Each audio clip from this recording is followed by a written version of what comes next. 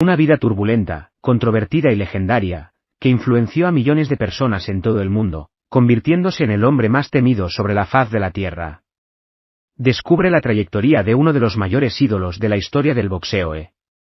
El pequeño Michael Gerard Tyson tuvo una infancia difícil, que comenzó con el abandono. Su padre, Jimmy Kirkpatrick, dejó a su madre, Lo Mathesen, con 2 hijos más, además del pequeño Michael, de apenas 2 años, y desapareció en el mundo atravesando problemas económicos. La familia se mudó al barrio rudo de Bronzeville, Brooklyn. Fue allí donde Tyson se unió a una pandilla en la que participó en robos, algunos con armas de fuego. A los 13 años tenía antecedentes penales con más de 30 pasajes. Inevitablemente, terminó en un reformatorio, más precisamente en la Tyrone School for Boys. Todo lo que era Mike Tyson empieza a tomar forma gracias a un estilo de lucha callejera que desarrolló para defenderse del bullying, que parecía ser tímido y tener la voz más fina de lo habitual. Es difícil imaginar que el mismo chico perseguido y acorralado por otros sea lo más que conocemos hoy en día. Como el destino es implacable con Tyrone, el joven Mike ha encontrado el principal desencadenante del cambio en su vida, personificado en el exboxeador Bob Stewart. Al enterarse de que Bobby había sido boxeador en el pasado, Tyson insistió en que le enseñara los fundamentos del deporte de los guantes. Después de muchas reticencias, Stewart acordó que si el delincuente juvenil dejaba de serlo, se concentraría en sus estudios y mejoraría su comportamiento. Le transmitiría sus enseñanzas. Funcionó. Una vez considerado incapaz, el niño problemático mejoró sus habilidades de lectura en cuestión de unos pocos meses. Al notar la evolución del joven, que había profundizado en todo lo relacionado con el boxeo y su arte, lo refirió a alguien que consideró ideal para el aspirante atleta Constantine Cas D'Amato. En opinión de Bob Cruz, podría ser para Tyson exactamente lo que necesitaba desde el punto de vista social y técnico en el deporte, más allá. D'Amato tenía una academia en Catskill, también en Nueva York, y ya había formado campeones, entre ellos Floyd Patterson, como el más destacado. Más que eso, Constantine solía involucrarse más con sus alumnos, abrazándolos como su familia, teniendo una relación mucho más cercana entre mentor y seguidor de lo que suele ser el caso en el boxeo. Eso es exactamente lo que le pasó a Mike en 1980, mucho más allá de una relación ganadora entre luchador y entrenador. D'Amato y Tyson eran de carne y hueso. El niño ahora finalmente tenía una referencia paterna y un hogar estructurado que se había hecho cargo de la custodia de Mike junto con su esposa Camille, y ahora vivían bajo el mismo techo. Todo esto era parte de lo que el gerente le había puesto como meta a su aprendiz, ya que bajo su vigilancia y guardia, su deseo era que el hombre al que guiaría le arrebatara su cinturón de peso pesado a una edad más temprana que Pater, quien lo había logrado. A los 21, sin vivir para verlo. D'Amato terminó consiguiendo su plan. Se siguió al pie de la letra las disputas de los aficionados, las no sancionadas para que Tyson saliera a la cancha. Cas calculó todo para que él lograra este objetivo. Antes de llegar a la mayoría de edad en los Estados Unidos en 1985, Michael se estaba convirtiendo en profesional. Tras no clasificarse para los Juegos Olímpicos del 84, venció a Héctor Mercedes en su debut, en primera ronda, en Albany. 8 meses y 10 victorias consecutivas por nocaut. Entonces, sin embargo, recibió el mayor golpe de su vida hasta el momento. Al perder a su padre, Cas D'Amato abandonó este plan en noviembre de ese año debido a complicaciones de una neumonía. Kevin Rooney, compañero del entrenador, asumió las funciones de D'Amato en el gimnasio de Catskill. De esta forma, se convirtió en entrenador de la promesa de la máxima categoría con 19 años en ese momento. Ramney no cambiaría ni un ápice del camino que Cruz le había trazado a Mike hacia el título, pero sin duda las consecuencias de esta derrota serían mayores. Por delante, el campeón mundial más joven el 22 de noviembre de 1986, Tyson lograría la histórica marca que su antiguo maestro le había marcado como meta. Eso es porque, al derribar en solo 2 asaltos al ahora fallecido jamaiquino Trevor Berbick en el Hotel Hilton de Las Vegas, Iron Mike capturó el cetro mundial del Consejo Mundial de Boxeo, el primero de su colección, y se convirtió en el campeón más joven de la historia de los pesos pesados. Con tan solo 20 años y 4 meses de vida. En la siguiente pelea, menos de 120 días después, derrotaría a James Smith. El rompehuesos de forma dominante en los puntos y también llegaría a ser titular por la Asociación Mundial de Boxeo. Más tarde, todavía en 1987, agregaría el Fit Body a su colección.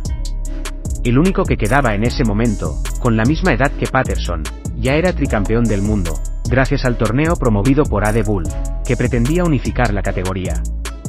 El mundo sabía, sin embargo, que el monarca lineal no era Tyson, sino Michael Spinks, extitular de la Federación Internacional de Boxeo, quien renunció al título al no acceder a la competencia propuesta. Solo se necesitaba esta victoria para que Mike fuera considerado el más grande de todos. En junio del 88, 3 días antes de cumplir 20 años y 2 primaveras, él y Spinks se conocieron. Atlantic City para decidir si la fuerza bruta de uno prevalecería sobre la técnica del otro. Como la historia ya sabe, los tales no solo ganaban sino que tampoco se fijaban en su oponente, demostrando que eso era lo que realmente se pensaba de él. Sin embargo, la vida personal de Mike ya no iba bien.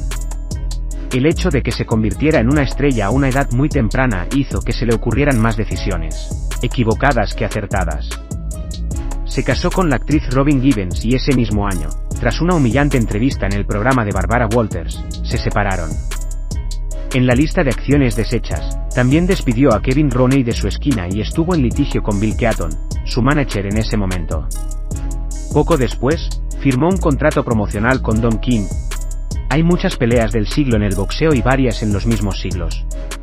Pero la mayor sorpresa deportiva del mundo, sin duda, fue la derrota de Mike Tyson ante James Buster Douglas, en 1990. El 2 de febrero de ese año, Tyson ingresó al Tokyo Dome, en Japón, como favorito absoluto en todas las casas. Apuestas en proporciones extrañas. Nadie en su sano juicio pensó que Douglas rompería el récord de 37 peleas invicto que el campeón, indiscutido de peso pesado, ostentaba en ese momento. Pero un desvalido no es un desvalido.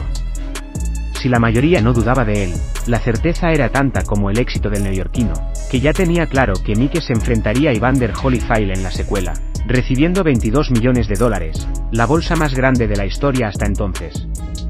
Pero aunque Tyson no se tomaba su entrenamiento en serio, tenía un equipo de apoyo sin experiencia y Greg Page lo derribó en una sesión de entrenamiento. James Douglas usó la pérdida de su mano en 23 días antes de la pelea como una motivación trascendental, para entrenar como nunca antes y entrar a la plataforma sin nada que temer. En la fatídica mañana, eso sí, la pelea se dio en la mañana, por la diferencia horaria para acomodar la programación de TV Estado. El descuido de Tyson y su equipo era tan grande como el objeto de metal utilizado para tratar los bultos. Durante los descansos, su rincón se la llevó, teniendo que improvisar un guante lleno de agua helada y hielo como paliativo. Buster dominó la acción con el jab, que linchó y frustró a Tyson durante la mayor parte del encuentro, hasta que en el octavo turno recibió un maravilloso uppercut y se fue al suelo. Se levantó a las 9/2, la cuenta más larga en la historia del boxeo. Don King incluso intentó anular el resultado por el 13/2 que, en realidad, Douglas se tomó para levantarse, contado mal por el árbitro. James regresó con hambre en el 9º asalto e hizo que Mike sintiera un uppercut de derecha en el 10º. Llevó a la lona al entonces rey por primera vez en su carrera. Poniéndose de pie, Tonto no le dio al juez otra opción, que no terminaron. Así fue como 40.000 espectadores vieron atónitos como Tyson caía noqueado en el 10º asalto y todos los puestos de apuestas se derrumbaban. Prisión y vuelta ensayando para dar la vuelta. Tyson venció a Dilma, que lo había sacado de los Juegos Olímpicos. Alex Shore y Donovan dan 2 vueltas, pero su racha se detuvo en las canchas. En julio de 1991, Tyson había sido acusada por la modelo Desiree Washington de violación y acabó siendo condenada por este delito en 1992, en un caso que generó una enorme polémica sobre la veracidad de las acusaciones y los motivos de la condena de la excampeona. De una forma u otra, Mike fue condenado a 6 años de prisión, uno de los cuales cumplió 3. Liberado en 1995, intentó volver a los escenarios tras menos de 6 meses de libertad. Luego vencería a Peter McNally tras derribarlo 2 veces y ver entrar al cuadrilátero al manager de su oponente, lo que obligó al árbitro a descalificarlo. La expectativa era tal que el regreso de Tyson, luego de 4 años alejado de las competencias, Estableció un nuevo récord de pago por visión en su momento y llegó a más de 16,000 espectadores al MGM Grand, en Las Vegas, en misma etapa en la que, 7 meses después, volvió a derrotar al británico Frank Bruno y le arrebató el título del Consejo Mundial de Boxeo, al no aceptar el desafío obligatorio de Lennox Lewis. Mickey abandonó este cinturón para luchar contra Bruce Seldon, titular de la Asociación Comanches, que apenas sacó su don, consiguió un polémico knockout en el primer asalto, pero abandonó el MGM Grand, a pesar de llevar consigo el cinturón MB. Darryl Dean 8 victorias y más de 6 años separaron a Mike Tyson de perder ante Buster Douglas. Ya estaba anticuado y a los ojos de la gran masa de personas, todavía era un monstruo. Pero interponiéndose en su camino había alguien que se había preparado toda su vida para el día en que se encontrarían en el ring. Evander Holyfield y Holyfield habían superado a Douglas. Poco después se impuso la derrota de Tyson en Tokio. Como es sabido, el legendario ex campeón de peso pesado crucero siempre ha apuntado al neoyorquino como su objetivo principal. Holyfield dijo, allá por 1990, que se preparó durante años para enfrentarse al estilo de Tyson. En noviembre del 96 tendría la oportunidad de demostrarlo. Mucho menos popular que antes, pero no menos atractivo. La disputa entre Tyson y Holyfield finalmente se produjo en el tercer intento, previsto para el 90 y cancelado por la derrota de Harold. Mike luego cancela nuevamente en 1991, debido a su condena en la corte. La pelea se dio para quitar esa terquedad y también por el hecho de que se pensó en ese momento que Evander ya no estaba en su mejor momento, ya que tenía 3 derrotas en sus últimas 7 peleas. Mike tendría entonces la oportunidad de asestar otro golpe a su pasado. Eso no fue lo que sucedió, demostrando que todavía tenía mucho que aportar al boxeo. Holyfield hizo exactamente lo que había planeado. Se mantuvo lo más lejos posible para él. Intercambió golpes sin miedo y rompió la confianza de Tyson. En el 11º asalto, después de conectar más de 10 golpes seguidos, Evander obligó al árbitro a detener la pelea, ganando y llevándose a casa el Bouldering de la Asociación Mundial de Boxeo. Pasaron 7 meses antes de que se llevara a cabo la tan esperada revancha 2 días antes de su 31 cumpleaños. Tyson tendría la oportunidad de vencer a Holyfield nuevamente, pero terminó protagonizando una de las mayores rarezas en la historia del deporte. Está lloviendo en mojado, describiendo lo que pasó. Quejándose de los cabezazos de Holyfield desde el primer enfrentamiento, con algo de razón, Tyson decidió tomárselo de la peor manera posible, arrancándole un simple trozo de oreja a su oponente. Con un mordisco, Miss Line, que medía las acciones, se mostró incluso tolerante, quitándole 2 puntos a Mick, uno por el mordisco y otro por el empujón hacia atrás. Pero la ira habló más fuerte y otra pieza de Evander terminó siendo arrancada en la secuela. Lenny no tuvo más remedio que descalificar a Fere, como llamó insistentemente Galbao bueno al ex campeón de los pesados. La realidad era que después de lo ocurrido contra Holyfield, sería absurdo tomar en serio a Tyson. Pero en el mundo del boxeo, nada que involucre millones de dólares puede considerarse tan alejado de la realidad. En octubre de 1999, Mike contribuyó aún más a su reputación como un profesional desenfocado al derribar a Wheeling en el Taurus, después de la campana, hiriendo a su oponente, haciendo que lo que sería su segunda victoria consecutiva de knockout en un partido sin victorias. Un año después, volvió a recomponerse y tuvo otro éxito revertido al dar positivo por marihuana en la prueba antidopaje por el enfrentamiento contra Andrew Galeota. Entonces, en 2002, se suponía que Tyson era el peleador que vencía de 6 knockouts consecutivos, pero gracias a sus actitudes irreflexivas, simplemente se sumó. Volvió a ser temido, pero, por supuesto, esto se debió al hecho de que la fe en el potencial de Tyson había disminuido considerablemente. Algunos fanáticos todavía creían en él y eso fue suficiente para que el encuentro se volviera extremadamente rentable. Dominado y castigado, Tyson sucumbió a un dios en plena forma, después de muchas palizas y pocas acciones. Finalmente, fue derrotado durante el 8º turno. Estaba claro para quienes aún dudaban que esa leyenda del deporte nunca más se acercaría a lo que fue. Fue el canto del cisne para cualquiera menos para Mike Tyson. Persistió hasta 2005, cuando se enfrentó al mediocre irlandés Kevin McBride. La mediocridad de McBride, sin embargo, fue suficiente para vencer a Mike esa noche en el Emily Center de Washington. Del ímpetu inicial de Tyson quedó poco gas para la secuencia del enfrentamiento, tras incluso intentar romper el brazo del rival en el ring. El que había llegado a la cima de la monarquía boxística a los 20 años sucumbió a su rincón. Incapaz de mantener una pelea y estaba fuera para siempre. La entrevista, justo después del embrollo, aún en el lugar del hecho, abrió la obviedad de que no tengo más motivación. Lo hice solo por el dinero.